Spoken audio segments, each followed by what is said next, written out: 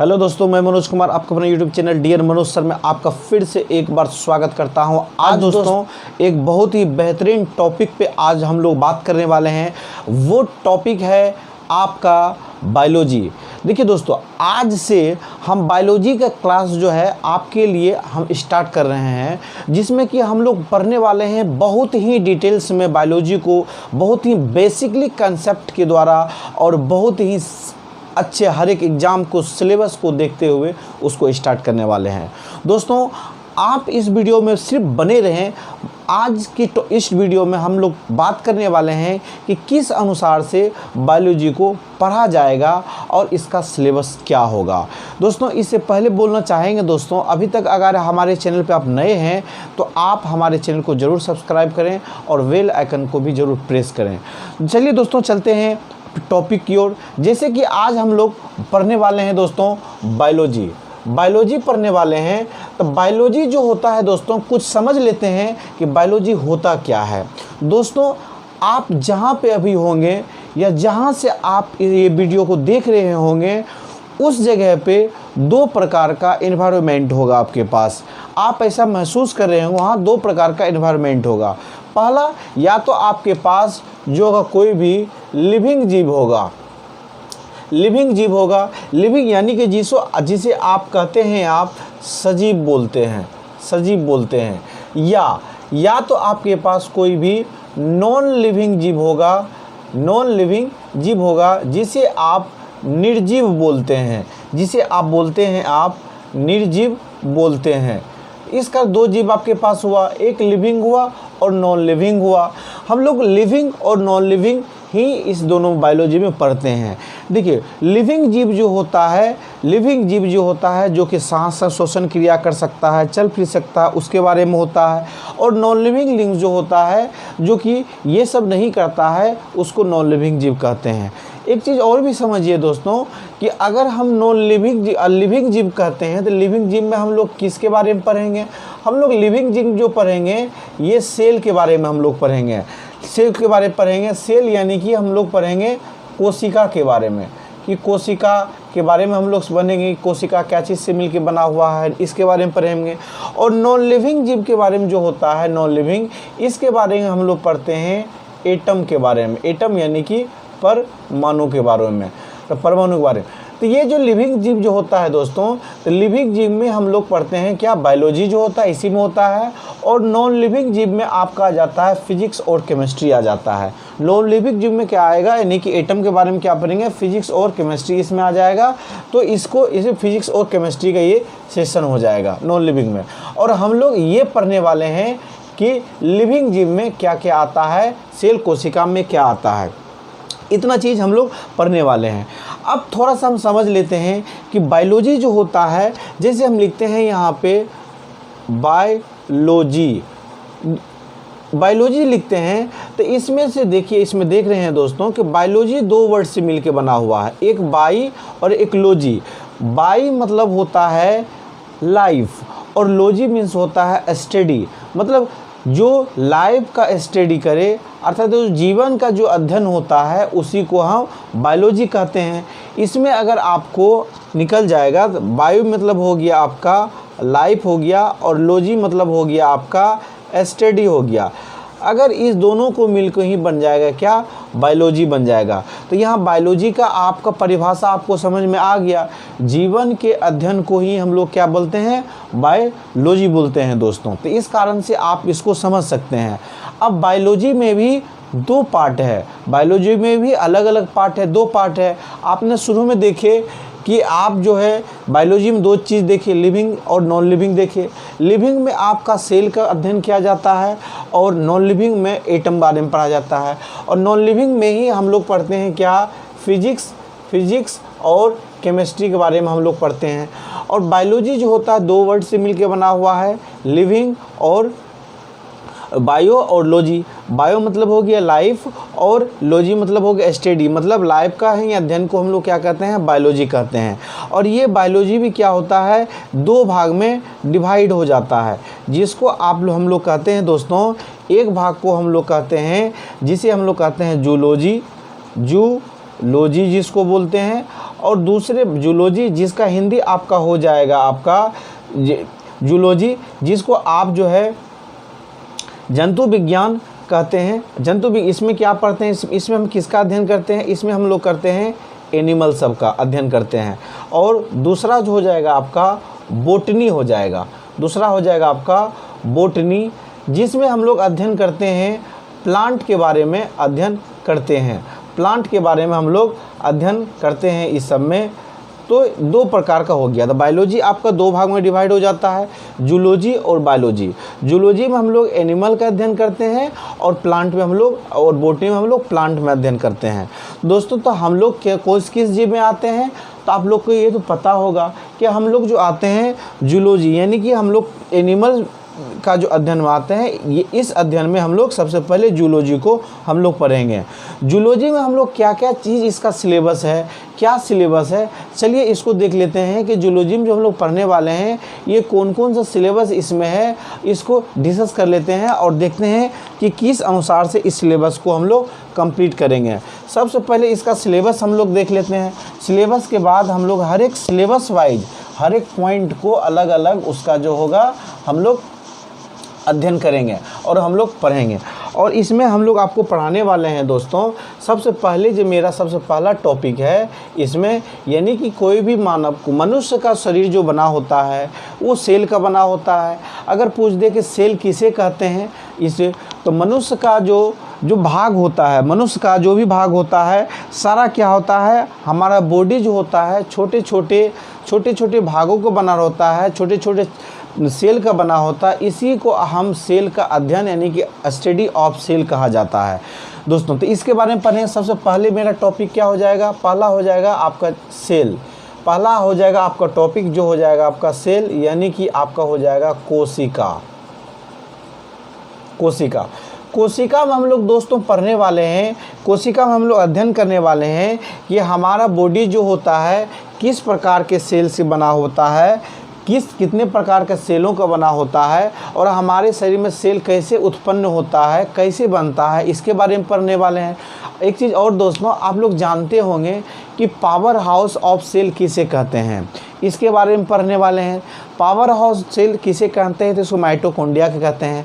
देखिए जो जानते होंगे बहुत अच्छी बात है, जो नहीं जानते होंगे आप वो जान लीजिए, क्योंकि इस चैप्टर में बहुत ही बेसिकली चीज़ से उठा करके हम लोग एक एक पॉइंट को डिस्कस करने वाले हैं।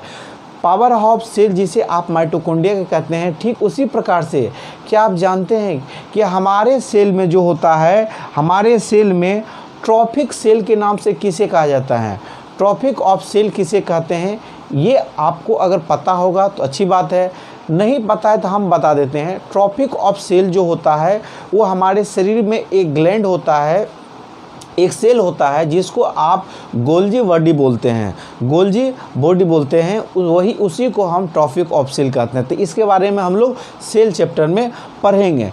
साथ ही साथ उसमें हम लोग डीएनए के बारे में चर्चा करेंगे, आरएनए के बारे में चर्चा करेंगे कि ये किस प्रकार से बनता है। उसके बाद डिफ्यूजन पढ़ेंगे हम लोग कि इसका माइटोसिस और मियोसिस किस प्रकार से होता है, ये सब के बारे में हम लोग सेल में अध्ययन करेंगे। दूसरा टॉपिक आ जाता है दोस्तों ब्लड एंड सर्कुलर ब्लड। दूसरा टॉपिक आप आ जाएगा दोस्तों ब्लड और एंड सर्कुलर आ जाएगा आपका सर्कुलेटरी सिस्टम।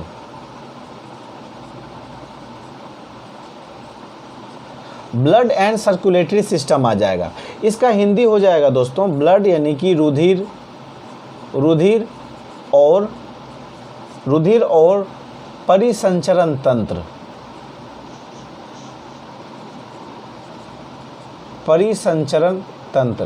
रुधिर और परिसंचरण तंत्र के बारे में हम लोग पढ़ेंगे।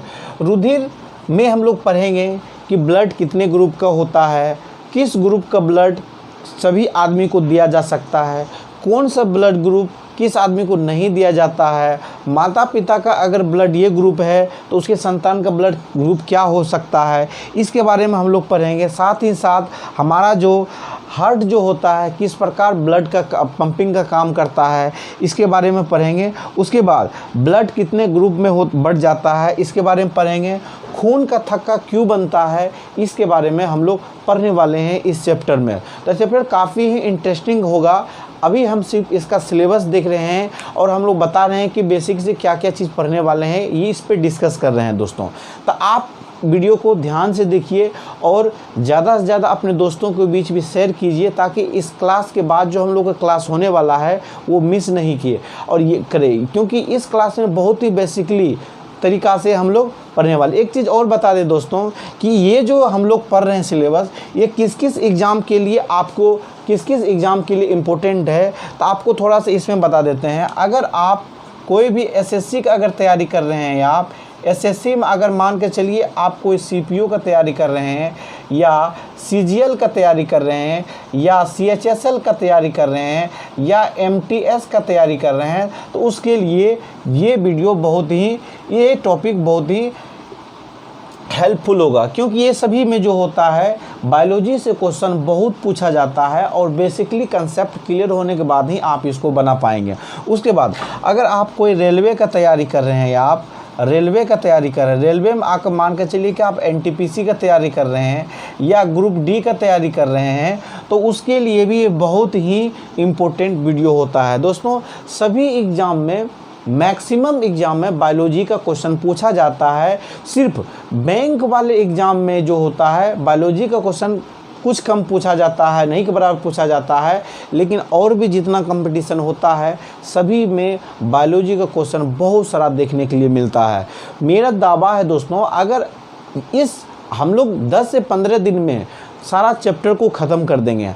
अगर आप सही तरीक़ा से अगर वीडियो को पूरा देखते हैं और अच्छे से देखते हैं, तो मेरा दावा है कि आपका किसी भी एग्ज़ाम में इस सेक्शन से आपका ज़्यादा क्वेश्चन नहीं छूटेगा, और आपका जितना भी क्वेश्चन बनेगा 99% क्वेश्चन आपका सही होगा और उसमें किसी प्रकार का आपका डिस्टर्बिंग नहीं होगा। उसके बाद अगर आप मान के चलिए कोई भी स्टेट एग्ज़ाम का तैयारी करते हैं, जैसे कि मान के चलिए कोई कांस्टेबल पुलिस का तैयारी करते हैं, या कोई मान के चलिए कि आप जो हैं कोई आपको चलिए पुलिस का तैयारी कर रहे हैं, या आप डिफेंस विभाग में तैयारी कर रहे हैं, आप डिफेंस में तैयारी कर रहे हैं, डिफेंस में आपको कोई अगर मान के चलिए एनडीए का तैयारी कर रहे हैं, या मान के चलिए आप सीटीईटी का तैयारी कर रहे हैं, तो उसके लिए भी आपका ये बहुत ही इम्पोर्टेंट होगा। साथ ही साथ आप मान के सीडीएस का भी तैयारी कर रहे हैं, तो उसके लिए भी ये बहुत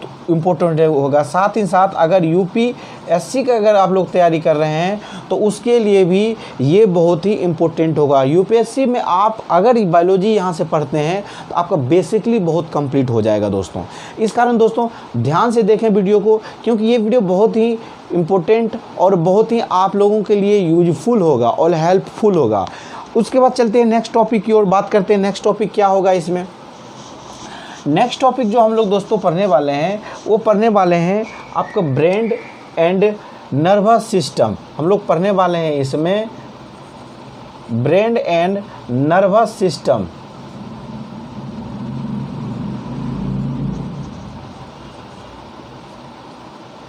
नर्वस सिस्टम हम लोग पढ़ने वाले हैं।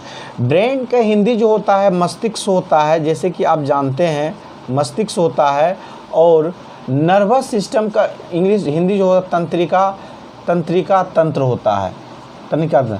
और मस्तिष्क में हम लोग पढ़ने वाले हैं इसमें कि स्वप्न क्यों आता है, हमारे पास स्वप्न क्यों आता है, किसी चीज़ को हम क्यों भूल जाते हैं, हमारे माइंड में कौन ऐसा काम होता है जो कि हमको भूख लगता है, जो हमारे शरीर का कौन सा ऐसा चीज़ है जो कि हमारे माइंड को कंट्रोल में रखता है, इसके बारे में पढ़ने वाले हैं। साथ साथ में ये पढ़ने वाले हैं तंत्रिका तंत्र कहाँ रहता है, कहाँ पे रहता है, इसके बारे में पढ़ने वाले हैं।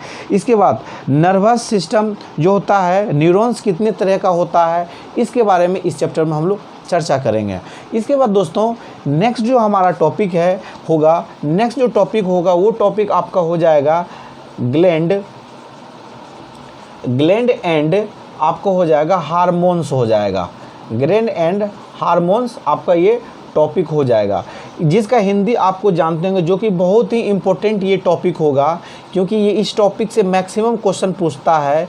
ग्रंथि होगा इसमें, ग्रंथि और हार्मोन होगा, हार्मोन। इसमें हम लोग पढ़ने वाले हैं दोस्तों कि हमारे बॉडी में कौन सी ग्रंथि है, हमारे बॉडी में कौन सी ग्रंथि होता है, ग्लैंड कहाँ पाया जाता है, उसके बाद साथ साथ इसका फंक्शन क्या होता है, इसके साथ हमारे शरीर में कौन सा हार्मोन होता है जिसके कारण जो होता है हम लोग के पास पसीना ज़्यादा आता है, कौन सा हार्मोन होता है जो कि जिसके कारण हमारा बाल बढ़ जाता है, हमारे शरीर में कौन सा ऐसा हार्मोन है जो कि हमारे शरीर को अशुद्ध पदार्थों को दूर करते रहता है। तो इसके बारे में हम लोग चर्चा करने वाले हैं दोस्तों। एक चीज़ और भी आपको पता होगा कि ब्यूटी हार्मोन किसे कहते हैं, जिसके कारण हम बहुत सुंदर दिखने लग जाते हैं। तो इसके बारे में भी हम लोग इस चैप्टर में पढ़ने वाले हैं। आपको अगर पता होगा दोस्तों कि ब्यूटी हार्मोन किसे कहते हैं तो अच्छी बात है, अगर नहीं पता है तो मैं बता देता हूँ। आदमी की सुंदरता जो दिखता है, ये ब्यूटी हार्मोन जो होता है ये विटामिन ई के कारण होता है। विटामिन ई जो होता है हमारे खाना में मिलता है, विटामिन ई से ही हम लोग ब्यूटी हार्मोन मिलता है, जो कि ज़्यादातर आप हरी सब्जी अगर खाते हैं तो इसमें प्रचुर मात्रा में पाया जाता है। इसके बारे में भी हम लोग पढ़ने वाले हैं। उसके बाद हम पढ़ने वाले हैं दोस्तों कि मास्टर ग्लैंड क्या है, सुपर ग्लैंड क्या होता है, ये हम लोग पढ़ने वाले हैं। उसके बाद देखिए नेक्स्ट जो टॉपिक है दोस्तों, नेक्स्ट टॉपिक आपका जो हम लोग पढ़ने वाले हैं, ये पढ़ने वाले हैं हम लोग डिजीज। नेक्स्ट टॉपिक है वो पढ़ने वाले हैं हम लोग डिजीज यानी कि बीमारी यानी कि रोग। ये पढ़ने वाले हैं कि रोग कितने प्रकार का होता है, रोग किस किस से फैलता है, वायरस से फैलता है या प्रोटोजुआ से फैलता है या मान के चलिए बैक्टीरिया से फैलता है। खासकर अभी जो हम लोग कोरोना वायरस से जो बहुत बड़ा इम्पोर्टेंट टॉपिक चल रहा है, इसके बारे में काफ़ी हम लोग चर्चा करने वाले हैं। इस रोग में जितना चीज़ आता है सभी के बीच में एक एक चीज़ पूरा डिटेल्स में हम लोग पढ़ने वाले हैं दोस्तों। साथ ही साथ नेक्स्ट चैप्टर जो हम लोग का है, नेक्स्ट चैप्टर जो आपको हो जाएगा दोस्तों, वो हो जाएगा आपका न्यूट्रिएंट्स एंड डाइजेशन हो जाएगा। Nutrients and digestion next chapter हो जाएगा। जो चैप्टर हो जाएगा आपका नेक्स्ट चैप्टर यानी कि न्यूट्रिशन एंड डाइजेशन होगा, डाइजेशन, जिसका हिंदी आप लोग जान लीजिए, न्यूट्रिशन एंड डाइजेशन, जिसका हिंदी हो जाएगा पोषण और पाचन। पोषण और पाचन। तो इस चैप्टर में हम लोग खाना को खाएंगे भी और खाना किस तरह पचाया जाता है इसके बारे में पढ़ेंगे, यानी कि खाएंगे और उसको पचाया की जाता है, इसके बारे में हम लोग इस चैप्टर में पढ़ने वाले हैं। साथ साथ हम इसमें ये भी पढ़ने वाले हैं कि हम इसी चैप्टर में हम ये भी पढ़ने वाले हैं सौंदर्य में क्या चीज़ आता है। आपको जो बताए हम पीछे कि सुंदरता कैसे आता है, कौन सा तेल खाने से ज़्यादातर हम लोग सुंदर रहेंगे। तो ज़्यादातर जो किसी भी चीज़ के बीज का तेल जो होता है उसको खाने से हम लोग के पास क्या होता है, सुंदरता आता है। इस चैप्टर में हम लोग इसके बारे में चर्चा करेंगे। साथ में चर्चा करेंगे कि हमारी बॉडी में क्या चीज़ की कमी हो जाने से, कौन सा विटामिन की कमी होने से किस प्रकार का हमारे शरीर में रोग हो जाता है, बीमारी हो जाता है। इसके बारे में हम लोग पढ़ने वाले हैं कि प्रोटीन्स क्या होता है, इसमें प्रोटीन्स की कमी से कौन सा बीमारी होने वाला होगा। इसके बाद साथ साथ में पढ़ने वाले हम लोग कि कार्बोहाइड्रेट कहाँ से प्राप्त होता है, कार्बोहाइड्रेट से हम लोग को एनर्जी मिलता है कि फैट से ज़्यादा एनर्जी मिलता है, क्या परसेंटेज इसका होता है। इसके बारे में हमारे शरीर में जो टूटे फूटे अंग का जो मरम्मत करता है, ठीक करता है, कौन सा करता है, क्यों करता है, इसके बारे में इस चैप्टर में पूरा डिटेल्स में चर्चा करने वाले हैं दोस्तों। नेक्स्ट जो हमारा चैप्टर है, नेक्स्ट जो चैप्टर है हम लोग का है वो एस्केलेटरी सिस्टम है आपका, एस्केलेटर सिस्टम और एंड मस्कुलर सिस्टम, इसके बारे में हम लोग पढ़ने वाले हैं। एस्केलेटर सिस्टम यानी कंकाल तंत्र होगा, कंकाल तंत्र और मांसपेशीय तंत्र, कंकाल तंत्र और मांसपेशीय तंत्र हम लोग इसमें पढ़ने वाले हैं। इसमें हम पढ़ने वाले हैं कि हमारे शरीर में कौन सा हड्डी सबसे बड़ा है या हमारे शरीर में कौन सा हड्डी सबसे छोटा है, हम लोग को किस प्रकार का हमारे शरीर में जन्म लेने के बाद बच्चों को कितना हड्डी होता है, और बड़े हो जाने के बाद एडल्ट 18 साल के बाद उसके पास कितना हड्डी होता है, इस प्रकार का हम लोग चर्चा करने वाले हैं। साथ साथ हम लोग पढ़ने वाले हैं कि हमारे शरीर में कितने प्रकार का मांसपेशी होता है, और हमारे शरीर में कुल कितना मांसपेशी होता है, किस प्रकार का किस मांसपेशी का क्या काम होता है, हमारा मांसपेशी का हमारे शरीर में क्या काम है, क्या वर्क है, फंक्शन क्या है, इसके बारे में हम लोग इस चैप्टर में चर्चा करेंगे। दोस्तों इस प्रकार से पूरा डिटेल्स में चर्चा करेंगे। और दोस्तों ज़्यादा से ज़्यादा अपने दोस्तों को भी जोड़ें ताकि वो भी इस वीडियो का उसको भी लाभ मिल सके और वो भी समझ सके कि आप क्या उसको जानना है। देखिए दोस्तों, अगर आप सब्सक्राइब करके या दोस्तों को शेयर कर देंगे तो थोड़ा सा उसको भी हेल्प मिल जाएगा, और हम जो इतना मेहनत से आप लोग को बीच वीडियो बनाते हैं और पढ़ाते हैं, थोड़ा सा हमको भी मोटिव हो जाएंगे कि नहीं, थोड़ा सा हमारे साथ आप लोग भी हमेशा हैं। इस कारण दोस्तों चैनल को ज़रूर सब्सक्राइब करके रखें और दोस्तों के बीच भी शेयर ज़रूर कर दें। इससे हम लोग का थोड़ा हौसला बढ़ता है और पढ़ाने में कुछ और इंटरेस्ट के साथ और इन्जॉय के साथ मैं आपको पढ़ाऊँगा।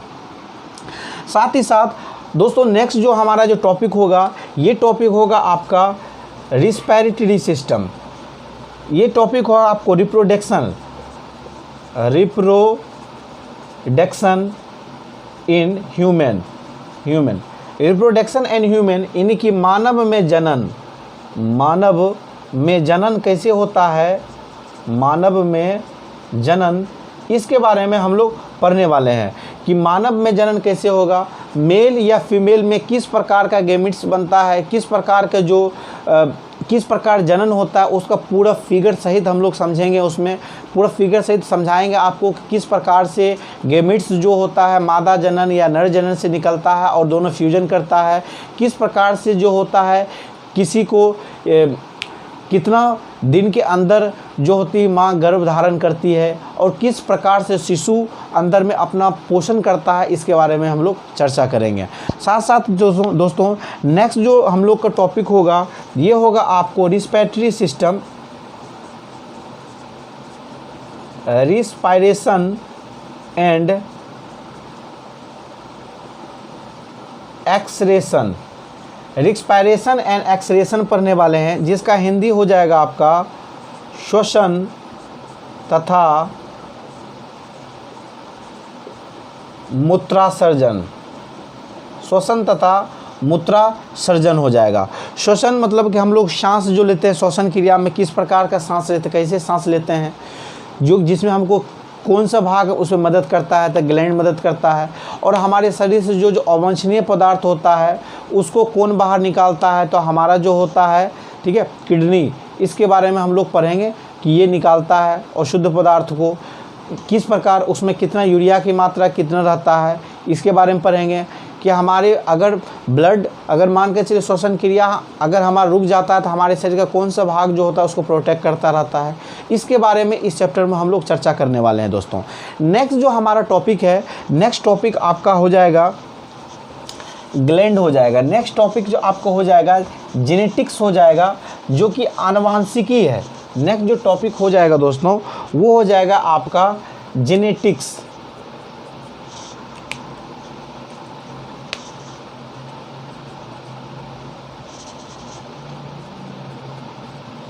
जेनेटिक्स हो जाएगा, जिसका हिंदी आपका हो जाएगा आनुवांशिक,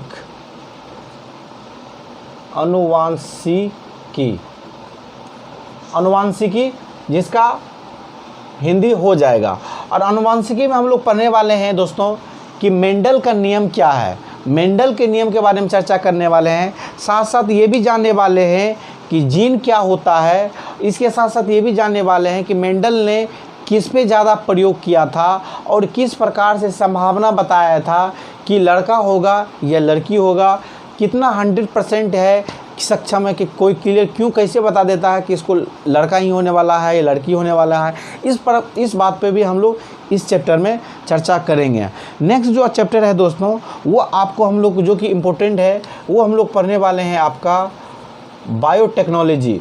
बायोटेक्नोलॉजी हम लोग पढ़ने वाले हैं। बायोटेक्नोलॉजी में हम लोग पढ़ेंगे क्या कि बैगन जो बनाए बायोटेक्नोलॉजी के माध्यम से कौन सा जो सब्जी बनाया गया बैगन बायोटेक्नोलॉजी के माध्यम से बनाया गया, इसके बारे में चर्चा करेंगे कि बीटी कॉटन जो होता है वो भी बायोटेक्नोलॉजी से ही बनाया गया है। इसके बारे में चर्चा करेंगे किस प्रकार से बायोटेक्नोलॉजी से कोई भी प्रोडक्ट कोई भी वस्तु को बनाया जाता है और कैसे उसका ग्रो के लिए आगे बढ़ाया जाता है, इसके बारे में हम लोग चर्चा करने वाले हैं।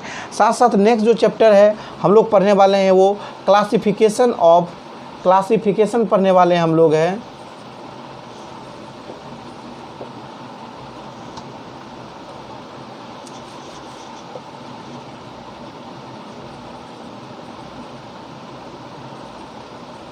क्लासिफिकेशन ऑफ ऑर्गेनिज्म पढ़ने वाले हैं, जिसमें से हम लोग पढ़ेंगे कि क्या फाइलम क्या होता है, जो कि हम लोग जो क्या इस क्लासिफिकेशन ऑफ ऑर्गेनिज्म हम लोग पढ़ने वाले हैं कि क्या हम लोग जो है बायोलॉजी में जो है जूलॉजी में क्या हम लोग सिर्फ धरती पे मानव ही हैं कि कोई और भी जानवर है और किस कैटेगरी का है, जैसे कीड़ा मकोड़ा हो गया या कोई तिलचट्टा हो गया, ये किस प्रकार के फाइलम से आता है, मछली किस प्रकार के फाइलम में है, इसके बारे में हम लोग चर्चा करेंगे इस चैप्टर में क्लासिफिकेशन ऑफ ऑर्गेनिज्म में। साथ साथ जो कि लास्ट चैप्टर है इसके बारे में हम लोग पढ़ेंगे आपको बोटनी के बारे में। बोटनी जैसे कि आपका होता है वनस्पति विज्ञान होता है, वनस्पति विज्ञान यानी कि इसमें पढ़ेंगे। देखिए ये खुद एक सबसे बड़ा टॉपिक है ये, क्योंकि इस टॉपिक खुद ये सबसे बड़ा टॉपिक है। इसमें हम लोग पढ़ने वाले हैं कि प्लांट के बारे में, कि प्लांट रिप्रोडक्शन कैसे होता है, फोटोसिंथेसिस की क्रिया कैसे होता है, प्लांट अपना भोजन तैयार कैसे करता है, फोटोसिंथेसिस में जो होता है ऑक्सीजन कैसे बाहर निकलता है, किस प्रकार का प्लांट में जो रिप्रोडक्शन कैसे होता है, प्रजनन कैसे होता है, सेल्फ प्रजनन या सेल्फ रिप्रोडक्शन या क्रॉस रिप्रोडक्शन क्या है, इसके बारे में हम लोग चर्चा करेंगे बोटनी में। दोस्तों ये हमारा पूरा सिलेबस है, बायोलॉजी का इतना सिलेबस है। इस सिलेबस के टारगेट के अनुसार से मिनिमम आपको 15 दिन, मैक्सिमम आपका 1 महीने का टाइम हम लेंगे आपको, और इतना दिन में मैं आपको पूरा कंप्लीट करवा दूंगा। और इस एग्ज़ाम अगर इस चैप्टर को आप कंप्लीट कर लेते हैं तो खास करके अगर आप मान के चलिए रेलवे, खास करके अभी जो एग्ज़ाम होने वाला है रेलवे या ग्रुप डी का जो भी एग्ज़ाम होने वाला है, उसमें से आपको खास बायोलॉजी में 10 से 12 क्वेश्चन डायरेक्ट बायोलॉजी से पूछा जाता है, बायोलॉजी से पूछा जाता है। इस कारण आपको 10-12 क्वेश्चन आपका 100% आपका बायोलॉजी में कवर हो जाएगा, ये 100% श्योर रहिए। तो इसी कारण दोस्तों वीडियो को ज़्यादा से ज़्यादा शेयर कीजिए अपने दोस्तों के बीच, और लाइक या सब्सक्राइब भी ज़रूर करें। तो कल से हम लोग इस टॉपिक में से पहला जो टॉपिक है सेल, इस पर चर्चा करेंगे और पूर्ण रूप से डिटेल्स में पढ़ेंगे, बहुत सारा इंपॉर्टेंट क्वेश्चन भी करेंगे और आप क्लास में ही सारा क्वेश्चन याद हो जाएगा, ये आप 100% आप जान लीजिए। क्योंकि हमारे क्लास में खास करके आपको जितना भी इम्पोर्टेंट क्वेश्चन है उसको मैं करीब में करवा ही दूंगा, बाकी जो बचेगा क्वेश्चन उसको मैं अपने क्लास में चर्चा कर लूँगा, बोर्ड पे बता दूंगा। इस कारण से सारा टॉपिक आपका कंप्लीट हो जाएगा, क्वेश्चन कंप्लीट हो जाएगा। तो दोस्तों वीडियो देखने के लिए आपको बहुत बहुत धन्यवाद। दोस्तों को शेयर ज़रूर करें, लाइक ज़रूर करें और सब्सक्राइब करना ना भूलें। तो मिलते हैं दोस्तों नेक्स्ट वीडियो में। Thank you for watching this.